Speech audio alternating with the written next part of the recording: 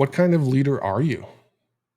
If you can't answer that question, you're not a mindful leader yet. And that's what today's episode is all about. We have a fantastic guest, science backed. Savita comes in and shows us how to become more mindful as a leader and the power that that will enable your teams to have. Here we go. Welcome to the Meta-Cast. We have another guest, very exciting. Savita is here with us. We're going to talk about leadership. Imagine that. So first things first, let's meet Savita. Hey, hello everyone. I'm so happy to be part of Metacast. I'm an agile coach based out of Toronto, and I've been to many places, born in India, worked in Singapore, and now here in North America, and I enjoy experiencing different culture. One of my superpower is to observe people and learn from them, and that's how I learned about leadership, different styles and skills, being part of different teams and getting first-hand experience with other amazing leaders. That's about me. Fantastic. That's wonderful. Okay, so we do want to narrow in on part of leadership. And Savita, you have a specific topic that you want to tackle. Can you tell us a little bit about that? So today I want to talk about mindful leader. Okay?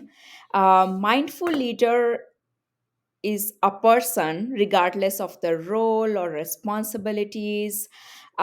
It's a person who has three key qualities: a person who is self aware, a person who is aware of others, and who has ability to focus. So that's the person I call a mindful leader. I want to talk about this mindful leader by giving two different examples. So let's look into a situation. So there is a team, set of very skilled tech developers, and they are talking about a solution to a difficult problem. And a person named George, highly experienced person, walked into the room, and he listened to the conversation for a minute and he gets frustrated. I know the solution. And he interject everyone.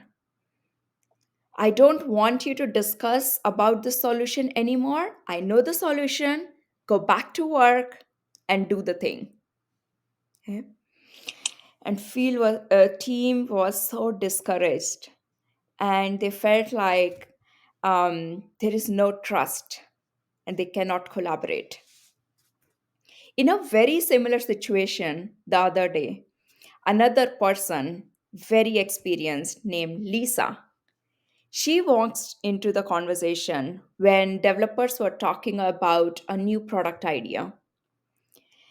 And she had her own experience and wanted to interject, but she remains calm.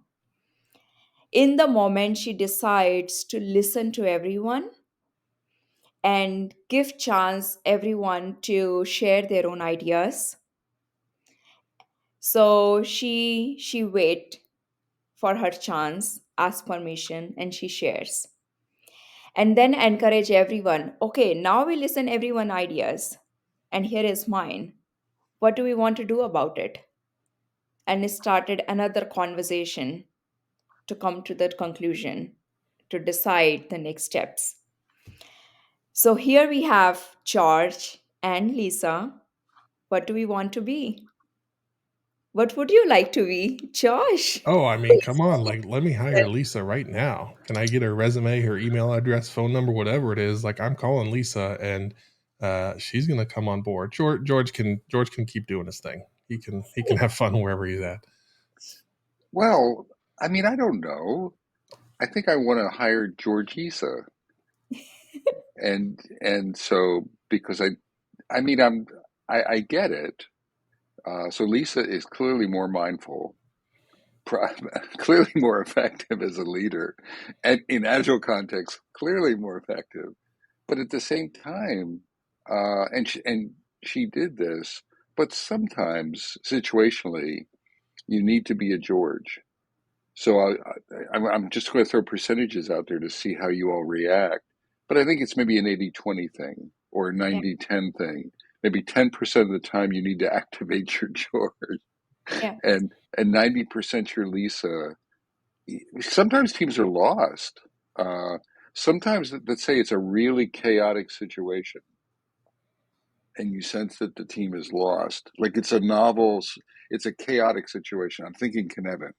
So you're navigating chaos in Kinevin, and the team is struggling. Then I think coming in with an early strong idea might be useful. So that's the only twist I'm saying. That's not diss on George totally. Bless I, his little heart. I What don't do you what know do that you what do you both Lisa think?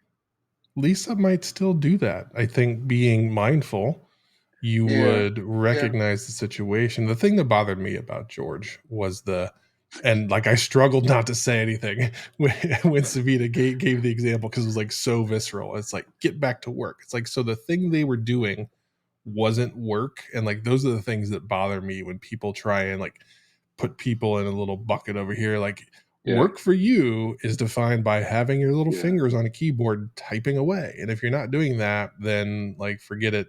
You aren't of value. Stuff like that just like gets me fired up. So maybe George has the capability to do that, but I'm gonna bet on Lisa having the capability yeah, to detect Yeah. the situation if she truly is as mindful as Yeah. Savita has painted her as, which I'm sure she is. So that's the. I think uh, I think there's a difference in how you enter the situation, and that's where it seemed like George really struggled. Yeah. what, yeah, It's yeah, very interesting, and thanks for pointing it out. We are not looking into who is good or bad. It's about who is being mindful to choose how they want to react in different situation. The other day, I was listening to Simon Sinek, and he talked about a similar situation, but there was a key takeaway from his talk. You want to be like Lisa to build the trust and collaboration in your team so that when there is a chaos and you want to behave like George, then people will follow because you have already built that trust in the team. Nice. Yeah. yeah. I buy that. I mean, again, it's not just situational on a situation, Savita, but like it's a journey. Yeah. So let's say I meet a team as a leader, uh, or I'm building a team as a leader. I think I need to lean into Lisa more and and create that trust in that space with the team. If you just immediately come in George mode, even if it's 10%, even if it's 1090, you're sort of alienating folks. I think that's a critical point. Yeah. I Okay. love the word you use, choose. There's this intentionality for the metacasters. I think everyone, it's like pause. If you immediately start talking, which Mhm. would never happens to me, but if you immediately start talking and not engage your thoughtfulness or your mindfulness, then you're just reacting maybe with your, whatever your common practice is. But if you pause just a bit and become mindful, then choose which way you're going to go based on the situation. I think that was a powerful share. Yeah. So now we actually want to become like Lisa. What does that journey look like? So I want to share some tips that we can actually practice and make it actionable. First thing first, as I started my conversation by sharing that you can be a leader regardless of your roles and responsibilities or title. So these tips are applicable to anyone regardless of your role. So you can actually show up as a good leader in every conversation or behave like a leader with your team or even in your family with friends.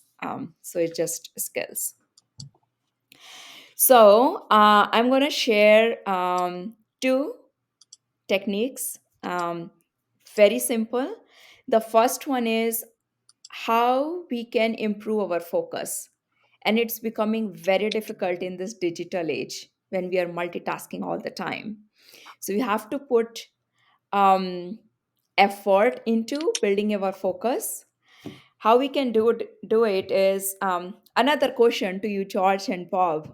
Have you ever been in a situation when you were reading a very interesting book, and after reading one or two pages, your brain starts wandering around? Yes. Yes. Happens, right? It's so common. So, what generally do you do in this situation? I don't have a good answer to that. I just keep slugging away and like hopefully my brain stops talking. So I probably need this tip. Yeah. So, next time it happens to you, you accept that my mind wandered away and I want to bring it back, and you continue reading. Okay? If you keep practicing this, you are training your brain to stay focused. So, in that moment, the choice you are making to bring your brain back to the work that you want to continue. And it's a very simple tip. We can do it anytime. In the beginning, it could be difficult to recognize that moment. So, I'm a terrible person to follow the instructions. So what I do is I keep a sticky note on my table and write down what I want to do. So when in the situation my brain starts wandering around, I might be looking around. I was, oh, there's a sticky note. Bring back my brain to continue reading. It's so easy. Yeah. Um, Yeah, I struggle with that. Well, it starts with this. It's back to that self-awareness. Like I do the same thing with triggers. I have things that trigger me. Some people don't like that word, but there's things that sort of trigger me in meetings or clients actually in coaching. Certain client behaviors will trigger me, and and the first thing for me is to become aware of that. And the earlier, the better. Like the sooner the sooner you can become aware that I'm triggered, the easier it is to sort of bring yourself back to center. so you can do it while doing different kind of activities. I just took the example of reading book. It might be common for all of us in our day-to-day work, day-to-day life.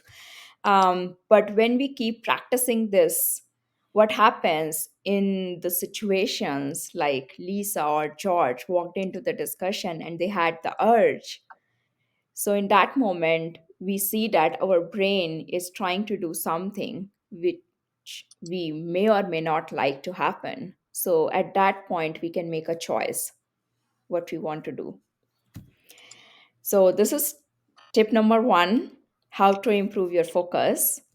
The second tip is very, very powerful. It's about affirmations.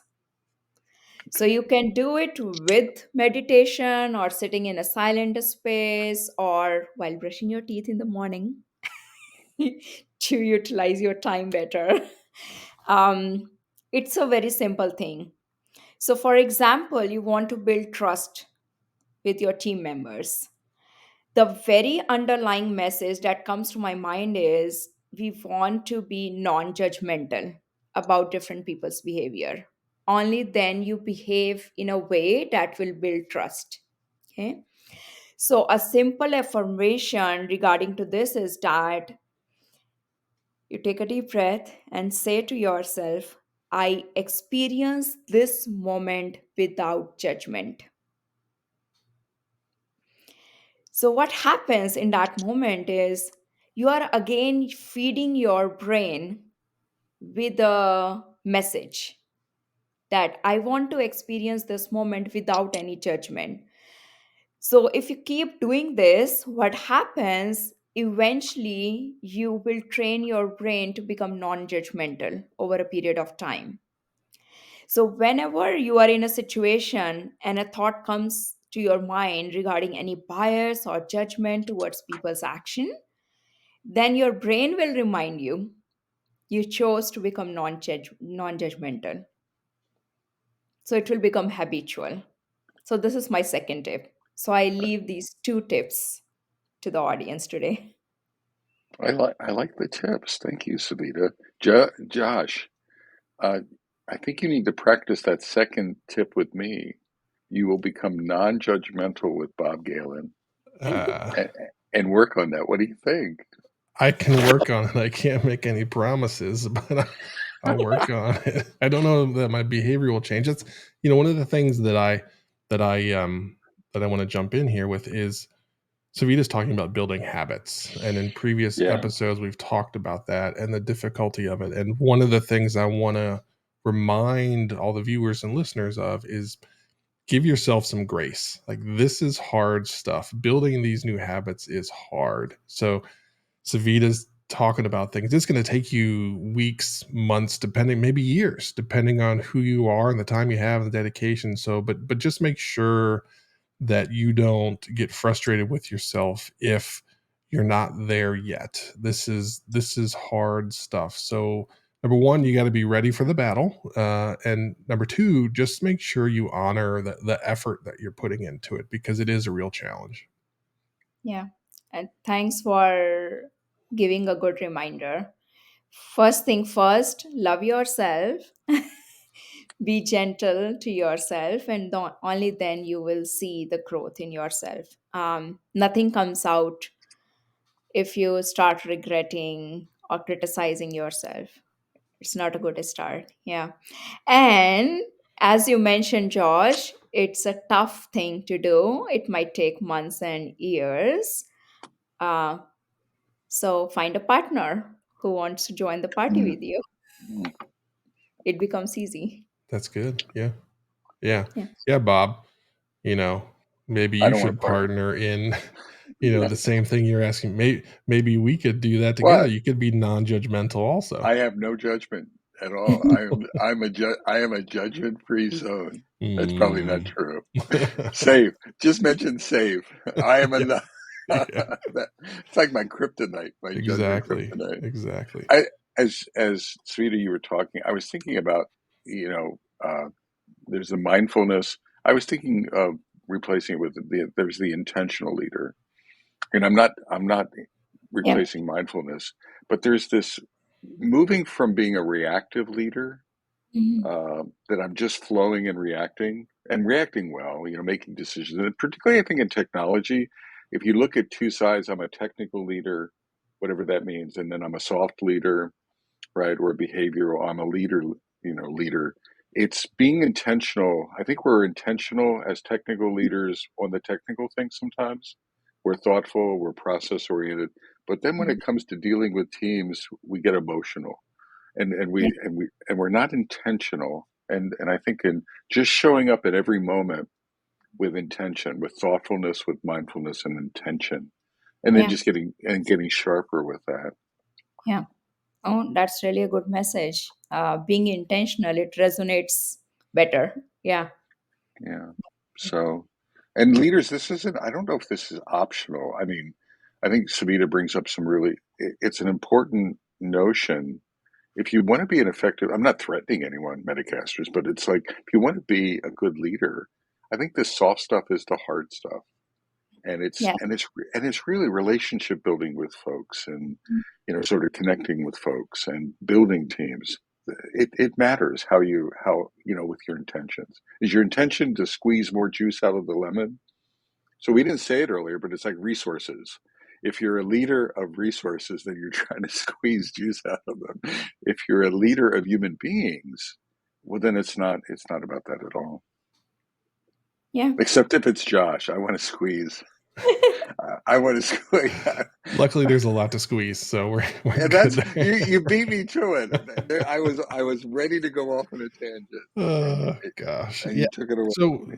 um, if you're listening to this and you're like, "Holy crap, I should probably be intentional," this is a great place to start about being mindful. Be intentional about the mindfulness practices. So, Savita gave you two really good tips. Those are two good things that you can really be intentional about working on, and then you'll just be able to layer more and more on. Unfortunately, uh, folks aren't coached on this. There's no roadmap. There's no book. I mean, there's a lot of leadership books, but there's no like, I can't go to university and get a major in leadership or something like that. Like that doesn't exist. So you're left to find it on your own too often. And so folks like Savita and Bob and even myself on good days are here to help. There's lots of content and that's what we're here for, but you do have to invest. So the good news is you're intentionally listening to this episode. So now you can take the actions that have been laid out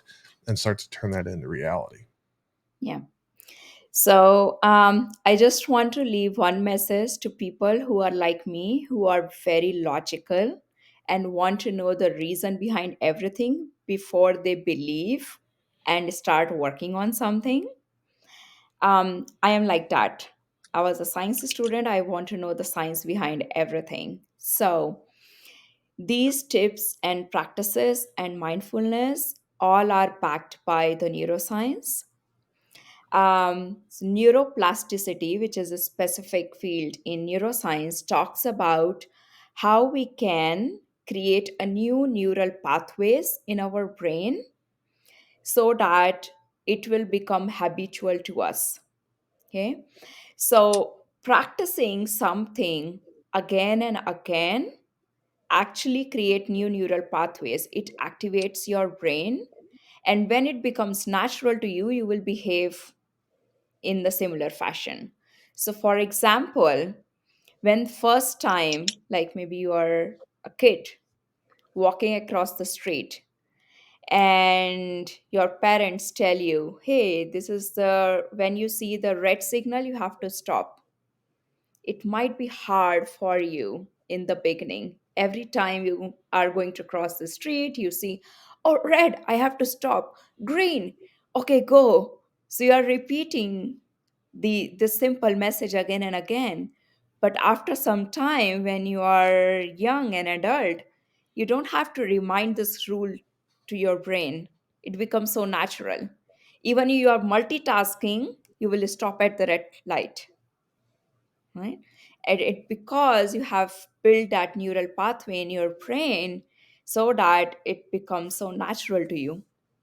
And that's what I'm talking about, to practice these tips so that it becomes so natural to you. You don't have to put an extra effort in the situations for being non-judgmental or building trust.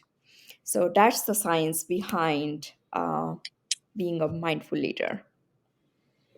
That's a Man, we really might, nice I think way. this is the first time we can ever put like science backed in any of our titles or descriptions. I know. I know. I don't know what to do with that. Now we're going to have to go back and retrofit science into I all of our know, it's episodes. fantastic. It's I thought fantastic. that was a wonderful way to land the episode, Yeah, Savita. Thank you for that. absolutely. Uh, Josh, I want you to repeat after me. Bob is always right. Right? I Bob is cannot do always right. no, Bob is. no. We My have to. neurons are not plastic enough to be able to handle that. We have to work on that. I had Yes. to take the opportunity. Yes. Savita, I want to thank you for coming today. You and I have met before, and when I saw that you had signed up, I was excited to have you here, and you didn't disappoint. I really like I've always appreciated your thoughtfulness. You always make me think in a different way, and I need that. So I just wanted to thank you for coming today and spending time with us. Thank you so much for having me today. I really like this conversation. Yeah, so first time meeting you, loved the angles and loved the intentionality that you had for our episode. So you were delivering on the message that you were sending. Is so let's pretend that I'm listening to this and I'm like, Savita is nailing it. How do I get more Savita in my life? Can I hire you? Are you available to be hired as a consultant or just whatever? How does somebody reach out and say, hey, Savita, I love your message. I'd love to see or hear some more? So connect me on LinkedIn, Savita Pahuja. You won't find many, it's a unique name. I have my own website, coachingsaga.com. So feel free to book me. And it could be related to any consulting assignment, coaching help, mentoring, or just a free one on one discussion or chat about anything. Okay? Sounds I good. love people. Yeah. Thank you so Perfect. much. Okay, so to wrap it up, this is going to be awkward, Savita. It always is. I don't know if you've listened to any of the episodes, so you might know how it finished. We're going to say our names, say our location, and then we'll do the shake and bake and punch the camera. So, All right. Bob, you always start it. So, from beautiful downtown Cary, North Carolina, And beautiful downtown Fuquay Varina, North Carolina. I'm from Toronto. I'm Bob Galen. I'm Josh Anderson. I am Savita Pahuja. Perfect. Shake And bake. Take care, y'all. All right.